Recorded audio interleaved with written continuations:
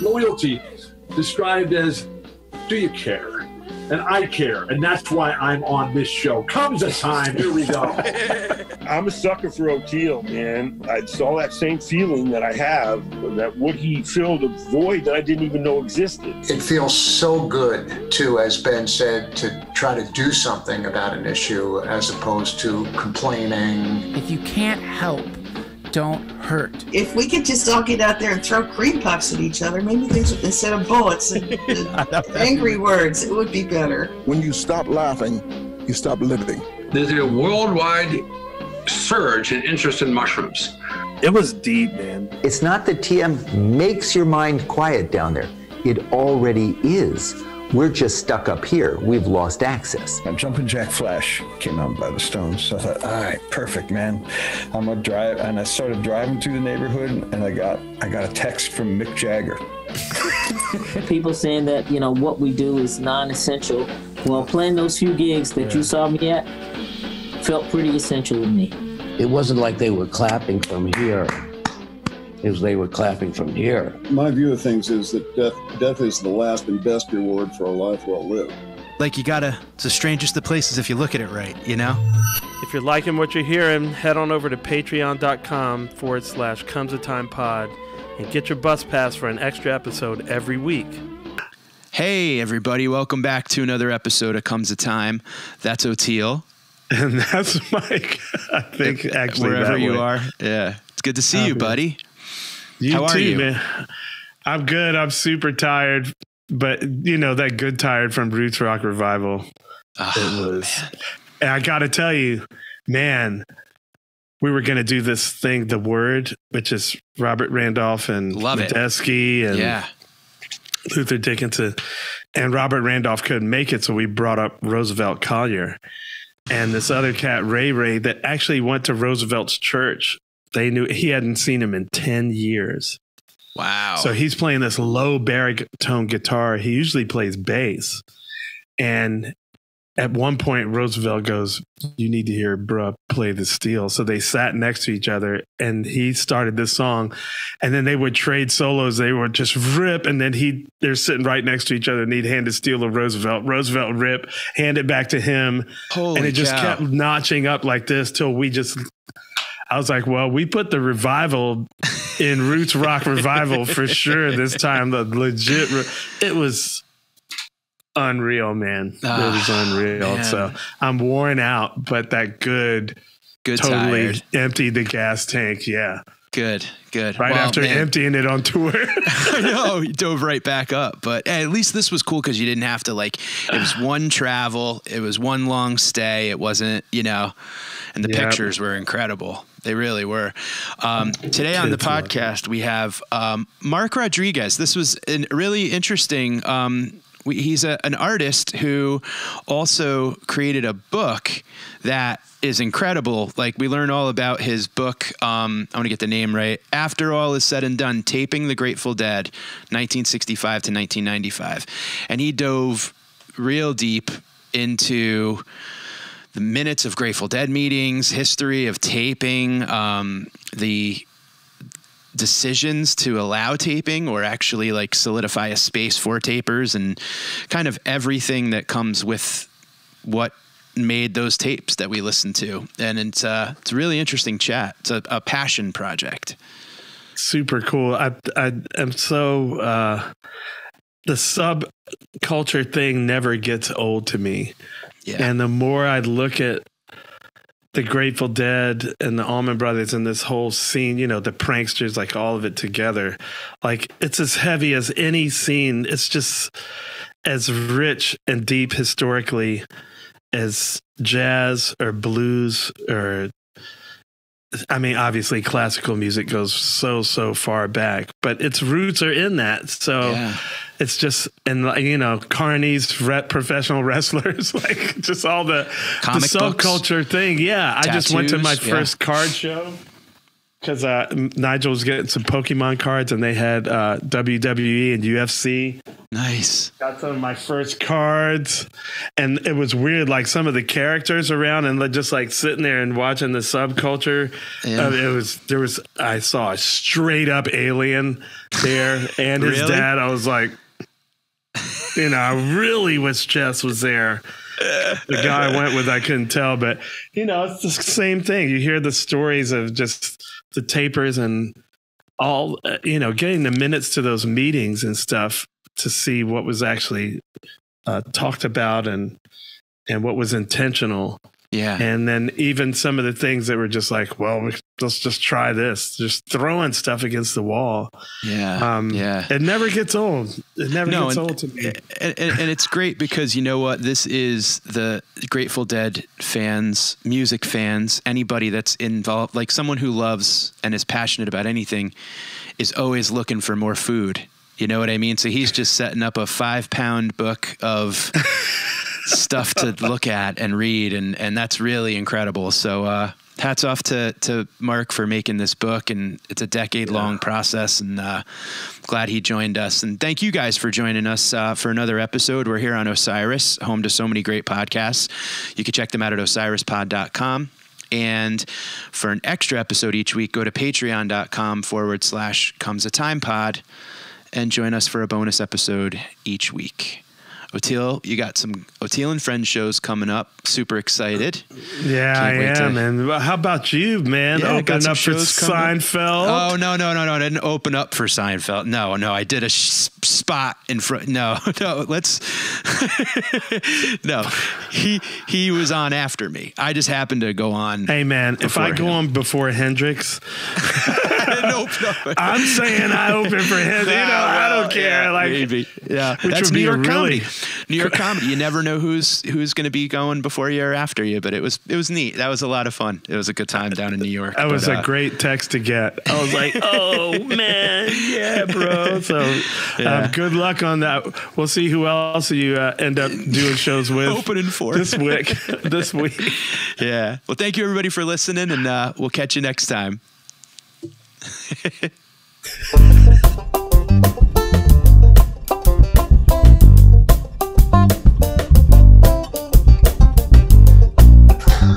Asking if you were the guy in the pictures that you sent with the mustache. Yeah, it's kind of that thing where I took a bunch of pictures before the book really got underway, and those are the pictures I have. And then the pandemic happened, and I kind of changed my appearance every now and then. So I figured that might come up where it's like, who are you?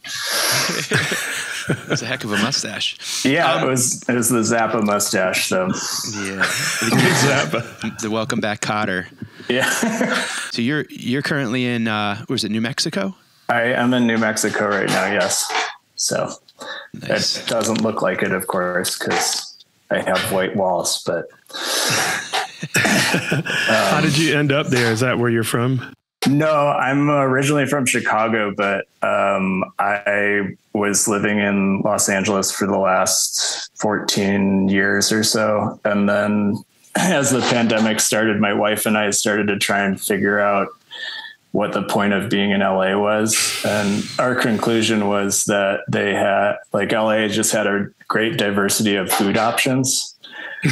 And that was like the only thing that was holding us there. And we just from there started to look for other places to move to that might be more engaging for the lives we wanted to lead.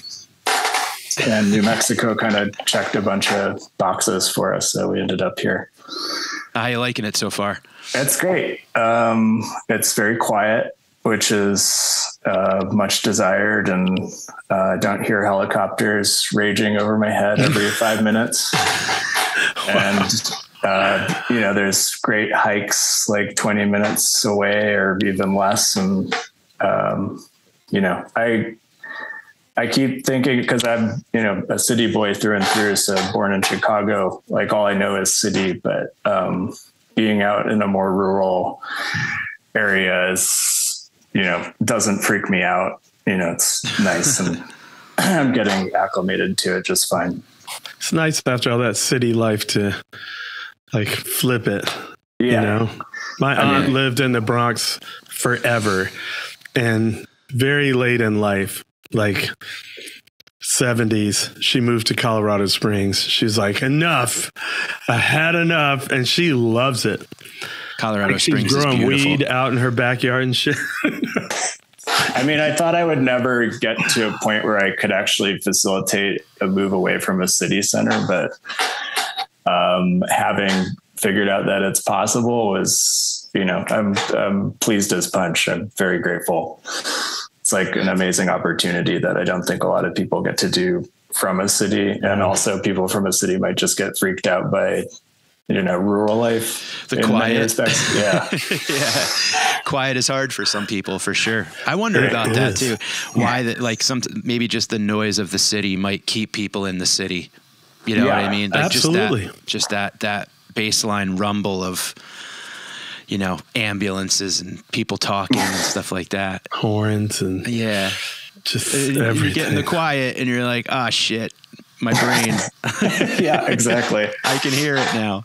I mean, for a mind like my own that's very busy and anxiety ridden in general, I think, which is the reason I like to create, being in a rural area just forces me to do more things. You know, it's like, all right, what kind of like house chores do I have? Or what kind of like other little projects do I have around the house? And then what do I do with art practice and that sort of thing? So there's like even more stuff to do than, you know, the usual get in a car and wait 40 minutes to get to the thing to do the other thing.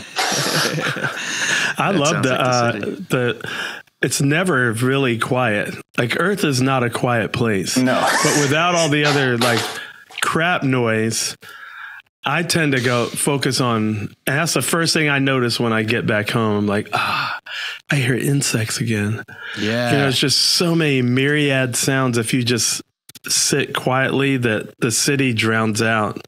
So there's plenty to focus on. It's just not the, you know. Yeah. Yeah. It's birds chirping. It's birds fighting over seed instead of trains screeching to a halt. Yeah.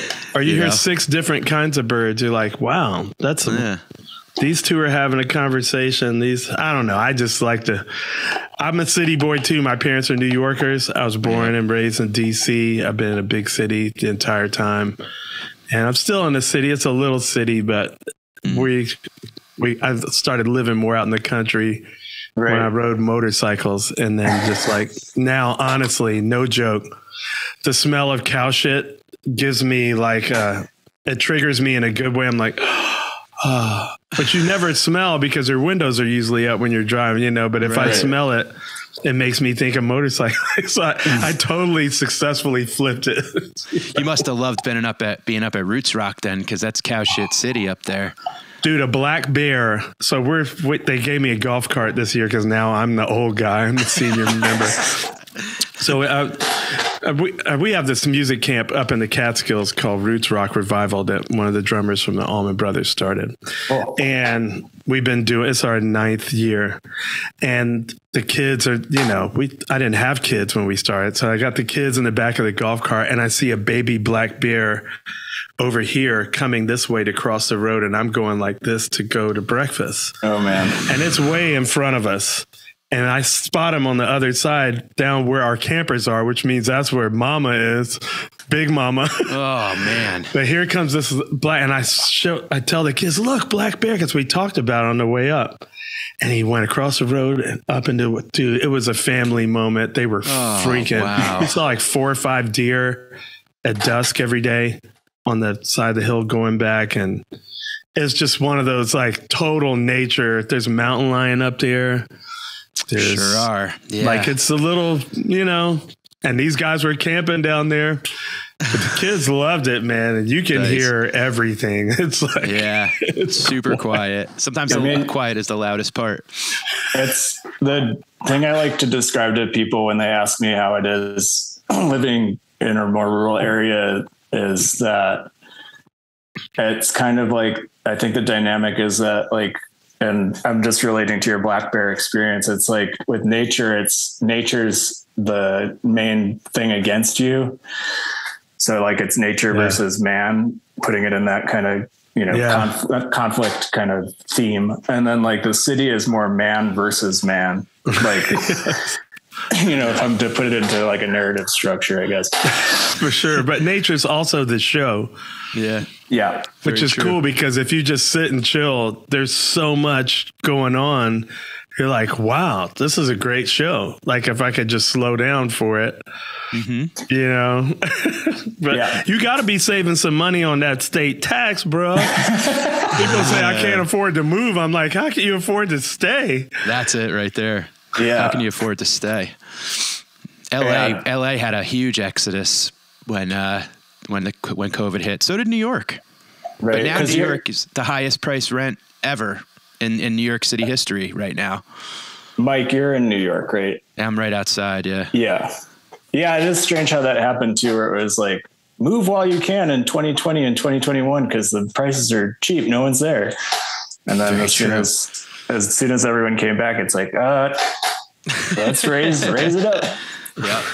So let's talk about your book. You did a pretty incredible endeavor that you've worked on here.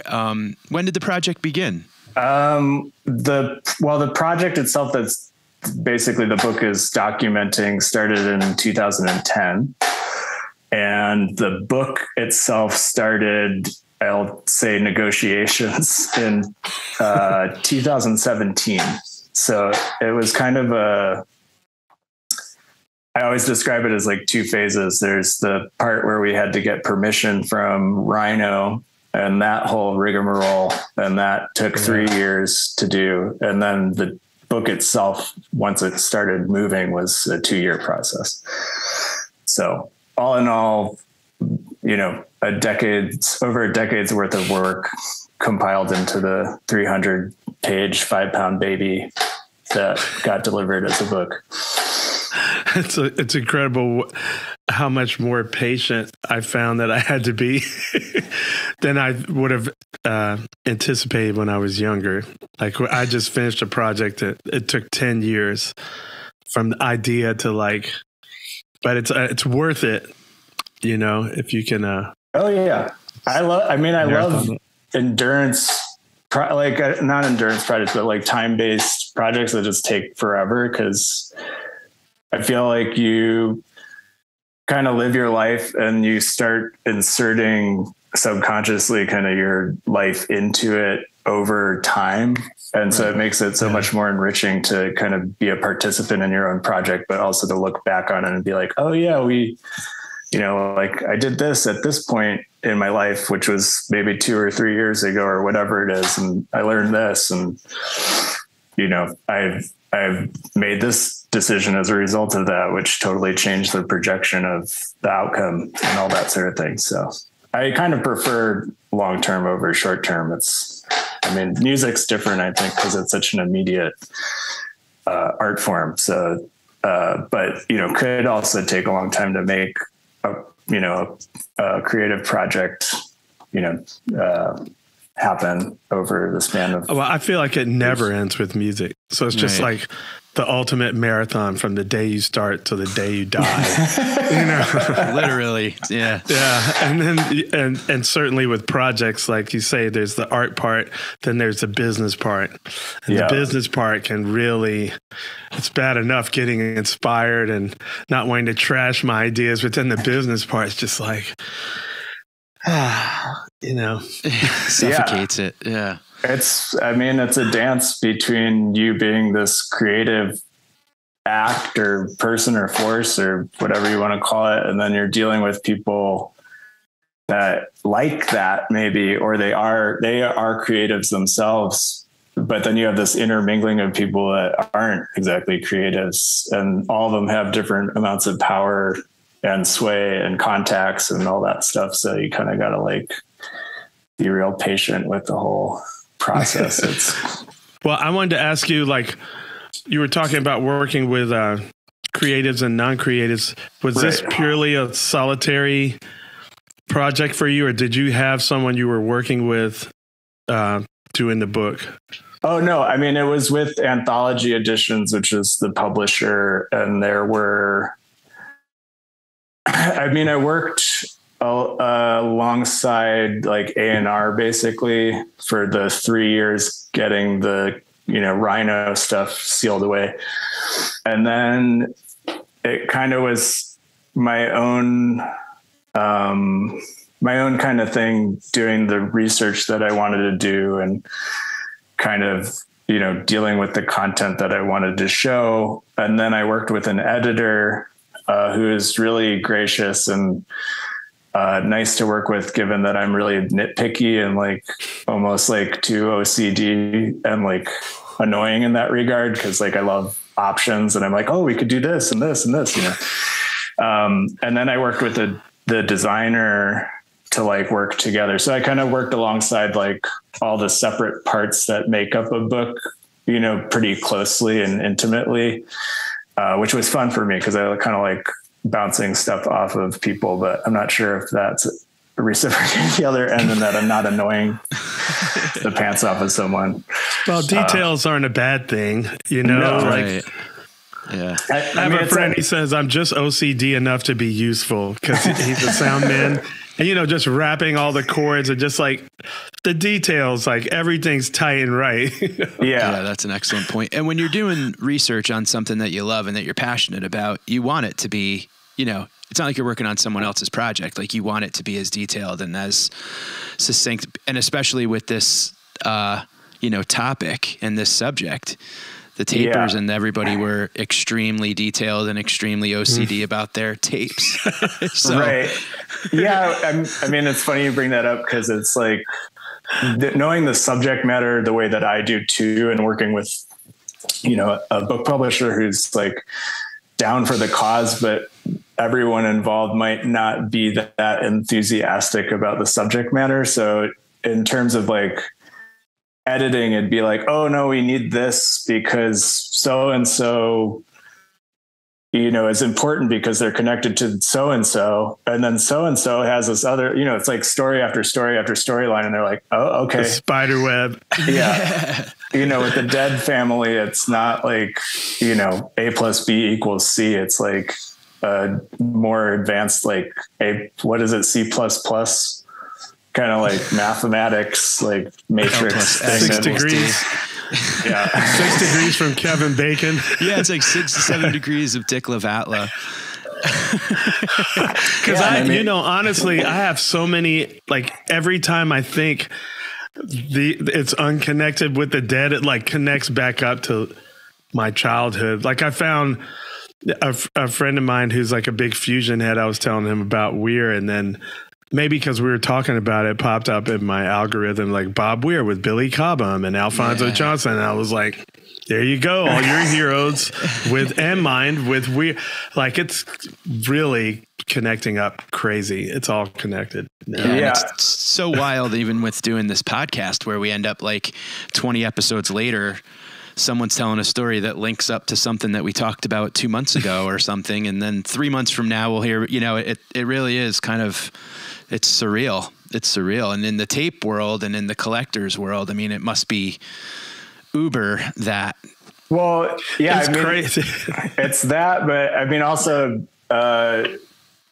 in thinking about like starting the book and what I wanted to provide, the thing that I kind of wanted to set apart from was like, the big decision was like, oh, do you interview like a bunch of tapers and get all their war stories and that sort of thing? Or do you kind of try and like go at it another avenue because that already exists? So for me, it was like, I wanted to go to the archive at UC Santa Cruz and just kind of pick around those files. And luckily enough, we like signed contracts and everything to get the book started like in February of 2020. So I had like, unbeknownst to me and the rest of the world, I had like a finite period of time to like access information. And I ended up going to UCSC during like a student strike, which took a day off of my research. And I managed to cull all these documents like the one day I had. Wow. Luckily from the archive. And there's a bunch of business meeting minutes from the 80s that were really interesting. And from that and a few other scattered documents, I was able to like formulate another direction towards like the Grateful Dead production company as like, you know, a set of staff, basically like people who had worked very closely with the band and worked closely alongside this time period where taping was legitimized basically after, you know, over a decade of it being kind of illegitimate, but accepted by the organization. So I chose to go that route instead of like actually just talking to tapers to be like, what'd you record? What'd you record with? What, you know, how did it sound? What's the funny story here at this date? So, not to discredit them, obviously, because this book is basically about the end result of the tapers, but I just wanted to, you know, approach it where I got like some new or like maybe lesser known information about like the decision-making process around the band to make that more available, I guess, which changed the whole culture of taping within the subculture of the Deadheads and et cetera, et cetera. I remember friends of mine that were on like the jazz scene or different scenes. They were just not totally still, like I would say well into the 90s, all through the 90s, not into the taping. And I think YouTube finally just destroyed, like, let it go, man. I was trying to tell them, like, it's free marketing, man. What are you talking about? Yeah. Like, if people are talking about your stuff and trading it, they're definitely coming to the shows. Like, yeah. And then some, I don't know. It was weird that it still lasted that long. I had kind of been on the jam band scene for a while and saw how useful it was. Yeah. Yeah, but they just were stuck in the old paradigm, you know. I really appreciated Garcia's comment to it whenever anybody would ask him about it. He's like, well, when we're done with it, they can have it. Like, I kind of thought that was a neat, like, one sentence answer where it was like, we're done with the moment, so let them take it and have it. We don't need it anymore. So right. I just thought that was kind of like a instant popper of a balloon right there, where he's just like, yeah, that's. Well, they're not selling it either. Like the other guys were like, oh, they're going to sell it. It's Some like, folks but on our scene, they're tape, just going to, yeah. But, you know, most trading. Of it, it's like, it's. Yeah, right. It should just be trading, right? And that, Mark, to your, like, that's probably something you came across, right? Like the difference between just trading and then like conventions and stuff where people would set up tables and sell the tapes. Not so much. I mean, yes, that existed, I think, in the 60s and then going on into the early 70s with like actual LPs that were bootlegs. Oh, right. Yeah. Which is, it's like a storyline, but when you talk to a few people like that were more, you know, like I talked to a gentleman, Steve Brown, who worked with Grateful Dead Records in a large capacity. And I asked him about those types of bootlegs, and he was like, they're around. I mean, but it's not like you could do anything about it. And I think in comparison to other bands at the time, like, I think the Grateful Dead were like, we don't have time to deal with this bullshit. Like, it's there. Like, what are we going to do about it? You know? And also it's the attitude that Garcia had, where it's like, and I'm sure a lot of the rest of the band had the same idea, was that, you know, it's like, what are we going to do with this live material? Like, they weren't thinking about like 1998 where they're like, oh, we got to survive off of what we have left of like our band because we don't have the leader anymore. So there's that part. And then in the files, actually, there was a lot of internal, I'll say company correspondence about like more like Japanese bootlegging. And like video, that's what I was thinking of. Video bootleg. So it's like with the advent of CD technology, it finally crept up by the 90s that like this was more of an issue because it was probably a little bit more advanced than LPs sifting around like the Bay Area or New York or LA or whatever it is. But I guess I didn't really like hone in on that too much because that wasn't the bigger story. Was for me was more like who actually made the decision or like who came up with the idea where it's like, all right, we need like a section for these tapers to tape. Yeah. What surprised you the most in your research down this particular track? What surprised me the most? I guess it surprised me that like the ideas that we now take for granted, kind of like what you're saying about your friends not really liking bootlegs at a certain time, and you understanding it as like being helpful for like getting the music out. It was, I guess, interesting to me that like all those ideas are present throughout the early 70s, but like because of either technology or communications technology, like you couldn't do any of that. Like it wasn't like the highway wasn't built for that yet. Yeah. And it took a while to get the highway built. And then it took a while for like a band like the Grateful Dead to be like, okay, well, this exists. We haven't done anything about it because we don't want to police it. What do we do with it now? And then it becomes like more of like this culturally understood phenomenon, you know? And I thought maybe it was a little bit more like a decision, like an actual decision, but it turned out to be like just like a bunch of people in the same room at the same time over a series of years, just like talking about it on and off again. So it really wasn't like this concrete thing. And that was, I guess, like kind of the most interesting thing about me pursuing like some sort of thesis, I guess. It all springs out of their philosophy. It's like the music is that way, the business is that way, like everything. Yeah, he's like, we're done with it. Right. Yeah, I mean, like, what are we're not trying to like. Yeah, so bring a little springs from the same philosophy. Yeah. Exactly. What was the advent of the whole like giving tapers a section? Like, how did that all begin, and around what time period in the Dead's? Like, did you learn about that part? Like when that all sort of. The first official taper section happened in October of 1984. So I knew that for sure. Excuse me. And that's why, like, when I went to the archive, I was like, all right, well, where's anything about like that time period? Because maybe that's something I can expound upon. And so luckily their meeting minutes are saved for like 83 through 86. You know, like, I don't think they really got that organized back in the 70s.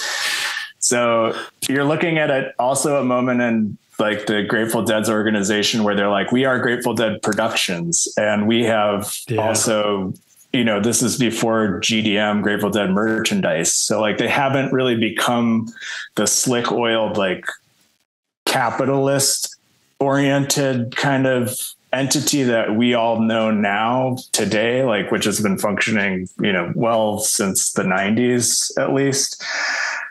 So they're like trying to kind of just figure out how to become like a better, more greased machine, not in the sense of like slick greased, but like greased in terms of like functional. So like fans smooth can go, moving, right? Yeah. Like fans can buy tickets, which is also an interesting thing because my research and interviews basically led to like the ticketing system that they developed in the 80, you know, they started that in 83. So that's like 1 year before the taper section is born. They're starting like to actually, you know, change the music business in the sense of like taking ownership over their ticketing, which was pretty revolutionary.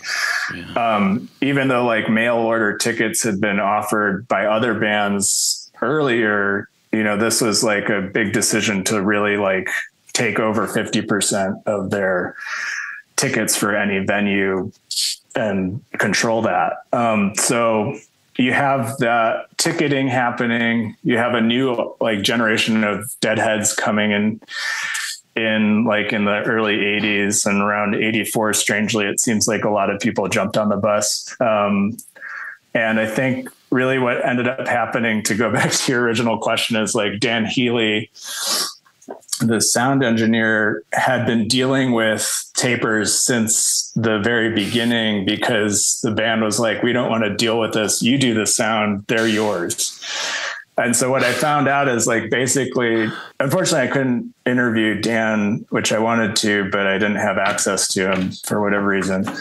And the main story that keeps repeating over and over again from all the research is that there just was like tons of people being displaced or annoyed by tapers because they kind of like took ownership over like the space that they took up in a certain concert or concert environment, and people just were getting annoyed. And I got to the point, there's one story that Dan repeats over and over again in terms of like interviews I've researched, is that there's like this teenage boy and girl, and they just like come up to the sound booth and they're, sad because they basically got kicked out of their seat from some taper being like, no, these are my seats because I have to tape, and like kicking them out.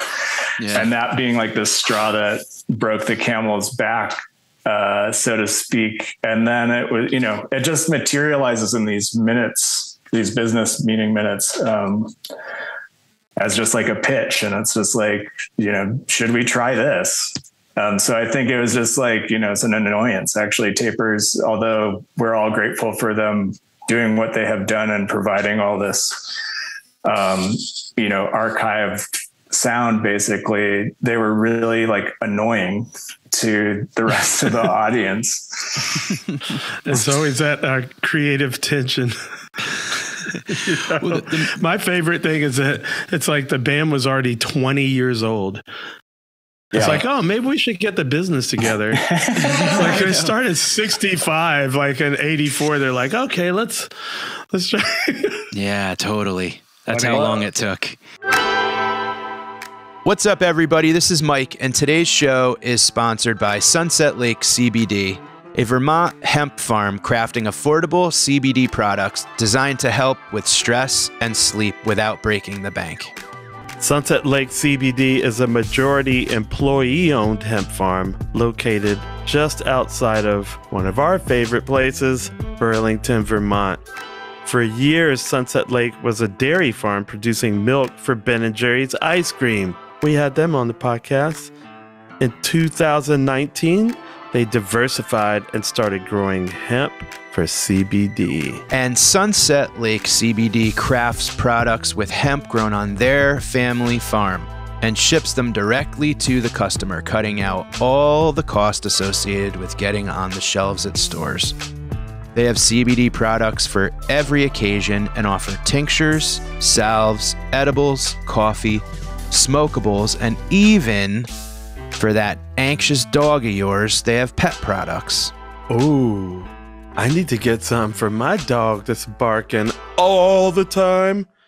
But I'll tell you this, I use these. The Sour Bears. So good. They are CBD gummies. I literally, no joke, I take these every night. They help me sleep. And it's almost bedtime. Yep. And I still, as said it before, I'll say it again. You go to a long show, you come home, my 42-year-old ankles are not what they used to be. And I rub that salve all over them and put them up, enjoy a nice cocktail, and just let it ooze right into those sore bones. And you know what, folks? All you Comes a Time fans, if you check them out at sunsetlakecbd.com and use promo code TIME, T-I-M-E, you'll get 20% off all products.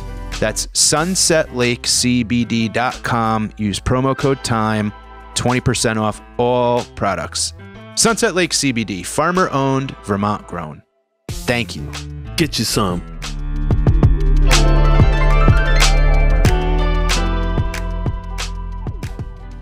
I guess if you put it in perspective of like the weird business models they were not really following even, it's like they're just coming off the heels of like their decision to run their own record company. Yeah.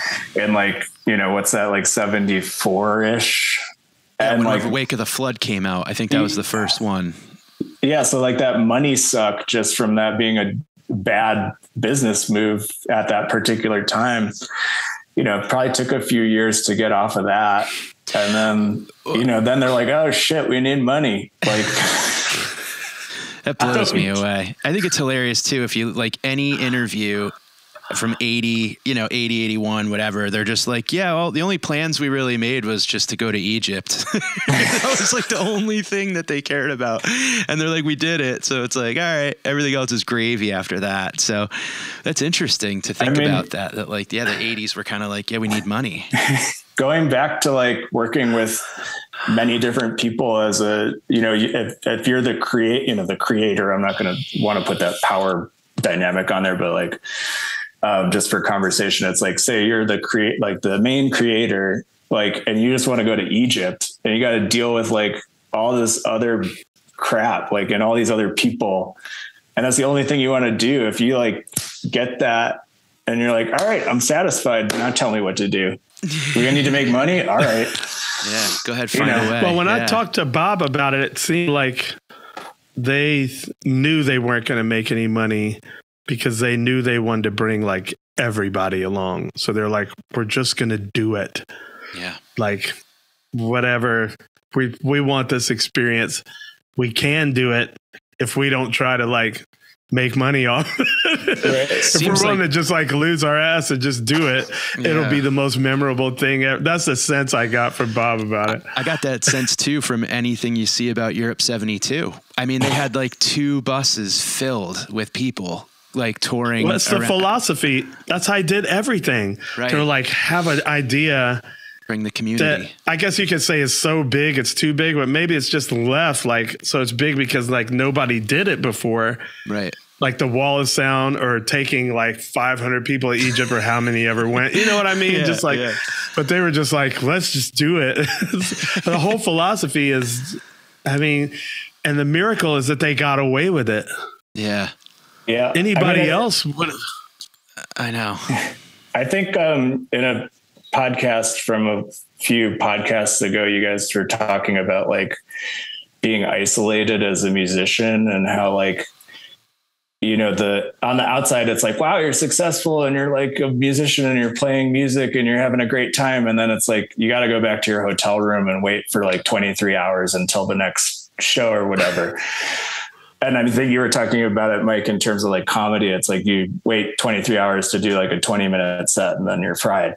Yeah. And I think it's like, what better thing to do in a situation where you're successful and you get to do what you want creatively and you can bring everyone that is near and dear to you to come along for the ride. Like, I think it's a dream come true. Really something not a lot of people get to do. And also in terms of like 2022 thinking, like, I'm not sure people that are in the business of certain industries, like want to do that because they want to take the cheese home for themselves. And like, they don't understand, it's probably more generative to like have other voices in the room or other entities and energies in the room while you're doing this like creative thing. So it's just like those business practices don't seem very practical, obviously, because of money, but best practices and Grateful Dead have only gone together like in the last how many years? Yeah, really, right? Because you can't, with the philosophy that they have is directly opposed to like business best practices, it is what it is. I mean, even with the book, sometimes it would be like, I knew, like, as an artist, like I always come into this problem. It's like always going to be money. It's like production. How much does it cost to do the thing you want to make physical in the world? Right. And a lot of times with the book, it was like, I know this is probably impossible, but like I get one shot at this. Like, how do I make it work? And like, I'd have discussions where it's just like, I just really want to make this happen. Is there any way to do, like trying to work on that level, just like, let's just go for the impossible. Like, how many choices do we have? Like, let's look at all the choices, please. Like, that will help in terms of like making something new instead of just being like, oh, we don't have enough time or money to do this. So like, you just, as an artist, you just got to throw yourself into that sometimes and be like, I'm not making any money off of this. It doesn't matter. I want to see it through. And then, you kind of are more proud of it. I mean, you might be broke afterwards, but then somehow they just like kept being able to rebound. Because like in the beginning, you know, when Bear had provided the house and everything, of course they weren't allowed to eat vegetables. Just stocked the fridge with meat. Raw meat. It's like meat only. But they didn't have to worry about it. Yeah, they could just like think about the music. The rest was provided. Yeah. And somehow along the way, like the rest has always been provided for them to just be completely unreasonable. I say that in a good way, in its good connotation, you know, untethered or unrestricted by any kind of best practice. It's just like the sky's the limit. What can we it seemed like think they never different. It's like what if wasn't part of their vocabulary. You know what I mean? In the negative way, like in the ruminating, like, oh, what if we do that? Yeah. No, just go for it, you know? And whether it was play for I mean, like they go to Veneta, Oregon in 72 and play for Kesey's Creamery. And that, how many years later, turns into an amazing documentary of like one of their greatest shows, and you know all the pranksters are running around and stuff. And it's to this day, like they did it, and now it's something that people can enjoy. Like that spirit, I think Mickey called it misfit power. I always liked that they kind of had this like, just go for, you know, like that's what makes them so special, and that's why a project like yours is available to do. You know what I mean? Like the Dead has created this tree of like everyone can go do something off of a Dead branch if they want to. Every single state has 30 successful Dead cover bands. You know what I mean? Like there's so many things that the Dead has provided, like as the trunk of the tree, and you just you take your, you know, branch as far as you want to take it. Right. I mean, that's kind of what I experienced because like maybe when I was like 12, 13, 14, like I started getting into the Dead, and one of my favorite things to do growing up in Chicago was to go to this public library in the kind of neighboring town, Evanston, and where Northwestern is. And so they had a really good library, and I would just do research all the time. And in researching the Dead, it would always be like snippets of information here and there, and you might not get like too complete of a story. Obviously, the internet wasn't really robust at that point, so you just get these snippets. And so with the book, I was like, I just kind of want the book to be this thing where you can turn to whatever page you want, and you could just read one page, and you could have that experience of like, oh, I could go to the next page, or I could go to like a page 50 pages back, and I'll still like either see something I haven't seen before that's new information, or like, you know, there's bunches of J-cards scans documented in there. And so you can, you know, flip out over that and be like, oh, this design is cool. This graphic is cool. But like, I just wanted it to be this very overstimulating visual and like informational experience where you just are like, yeah, this could literally go anywhere you want it to. Yeah. So for fans like me that don't know, what is a J card? A J card is the tape cover, which is shaped like a J on the side profile. I got you. I got you. That's right. I remember it. The cassette thing. That was like one of the big, right? So that was like a huge determining, or it was like a tag pretty much, right? Like your unique like J card style would separate or identify your tapes from others. Yes, in some degrees, although I realized from collecting for the project itself that like the more anal retentive, like bland J cover there is, that means like probably the quality of the tape is actually like the sound quality is better. So like for some, I think, you know, especially in retrospect, it's like, wow, all these cool designs, like that's what it was all about. But like the real deal tapers, I feel, are like, I just put the information down. It's like, what songs am I going to listen to, and how good a quality is this tape?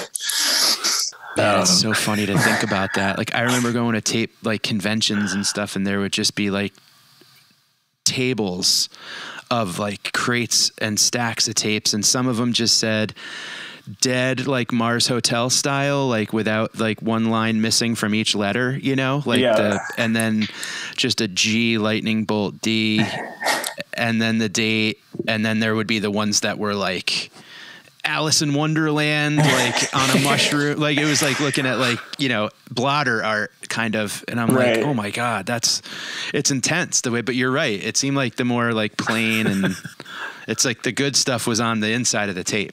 Yeah, basically. Yeah. And it's funny just to come to that realization after taking on so many tape collections. It's always like, oh, this looks really anal retentive. Let's see what kind of awesome, like front of board tapes this guy's got, or like, you know, how old are even these tapes? They're probably like super old. So did you connect with a lot of collectors on their path or patterns with the tape experience? I think as part of the overall project, like the actual, you know, art project that was collecting the tapes, that was part of it, you know, the social entity, and like having traded tapes back when I was a teenager, it was like, you know, I knew that system when I started the project 2010. It was like, I feel like the Grateful Dead as like a cultural phenomenon might have waned a little bit. Like the attention paid towards the Grateful Dead wasn't as robust. So like people were getting rid of their tapes a little bit more than they are now, because now it's more treasured as like the Grateful Dead is ushered back into some form of popularity. Although they never left, you know, at all. But you know, going to people's houses and like digging through like chests of drawers, you know, 4 feet high, just like going through them and them telling me their, you know, experiences of like making the tapes or whatever it is, was, you know, very rewarding just to kind of like hear these people, because they're done, you know, at that point they're like, I'm getting rid of these tapes. I spent a lot of time on these tapes, spent a lot of money on these tapes.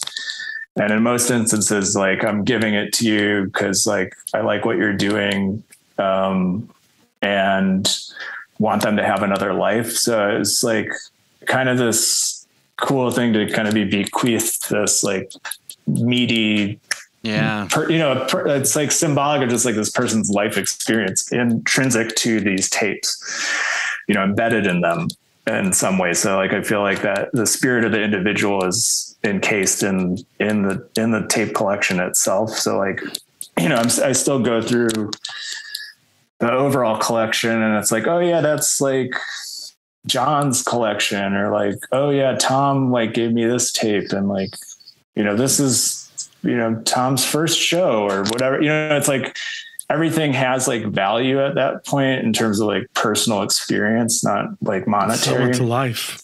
Yeah. It's someone's whole life. And I mean, that's the same with the archive, like the vault of music that the Grateful Dead have, like that's their, you know, story is 1965 through 1995, all on different tape source. So, you know, it's like the audio cassette tape trade actually for me is like, you know, it's about the Grateful Dead, but it's also then about like this individual story that I'm meeting for the first time. And, you know, it's just kind of, it's charged, and that was cool. You know, it's like, it gave me this ability to kind of go into someone's life and kind of see what they're about and, you know, hang out for a second. Cool. So the book is, you said it's 5 pounds. I mean, like I took a look at a digital copy and it's like the cover looks, it looks very archival and very like you know, it's gorgeous. Like it seems like you really spared no expense with the layout of it all. So is it actually 5 pounds? It was 5 pounds when it got mailed to me. So that's what, I mean, I was surprised too. I was like, oh dang, I made a 5 pound book. I didn't know that. Cause I've been, you know, for 2 years I'd been editing it remotely, just on computer. So, I mean, obviously I have a sense of what it'll look like page by page, but when it became physical, I was like, Jesus, this thing is huge. Yeah. That's big. That's a coffee table book. Yeah. It's a lot of shows. I mean, yeah, I'm very proud of it. And I'm glad that you were impressed by it digitally. How does it change your relationship, like for you to see like a live show or Has it changed your relationship to the music? I mean, it's got to have to some extent. I think, well, the book and the art project itself, like, yes, I mean, it definitely has changed my relationship to like Grateful Dead music.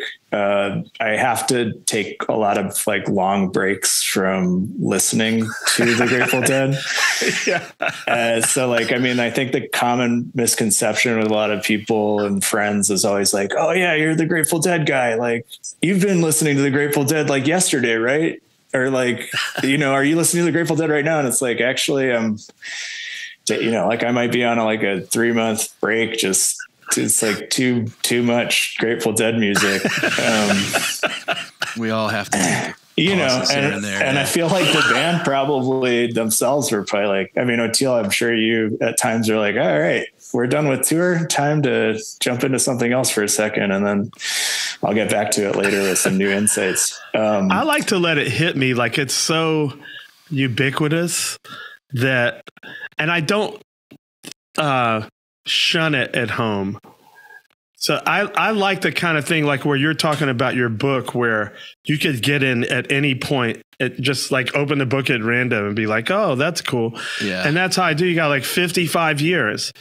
I prefer the older stuff, but between 65 and 85 or even 90, 60 from 1965 to 1990.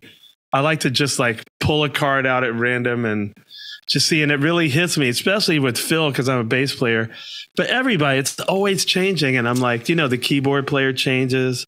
Yeah. And it hits me differently every time, but I don't like sit there and go, oh, let's put on the Grateful Dead. Like, I do. But I mean, you're supposed to, like, I know. I'm supposed to. Well, and I do have like my manager, like Grateful Dead channel. If you get in his car, that's it. Yeah. Like that's it. Totally. Yeah. It's not all he listens to, but in the car, like that's it. What's funny is when you mentioned that, it got me thinking about all of the books that I love about the Grateful Dead are similar to that style, where you can just open a page. There's a oral biography of Jerry's life called Dark Star, which I absolutely love. And an oral biography is just story in chronological order, stories about that person told. So you could literally turn to any page and it's like it's a timeline of their life.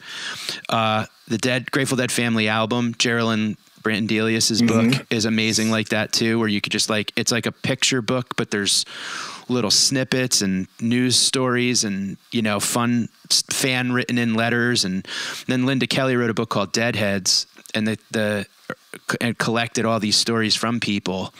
And I just leave that sitting on a table, and you could just open it and turn to it at any point. And similar to, Mark, what you're talking about. And that's the fun of it though. But that's what the Grateful Dead, again, it's imperfect in the sense that like, you don't have to go from chapter 1 to chapter 95. Right.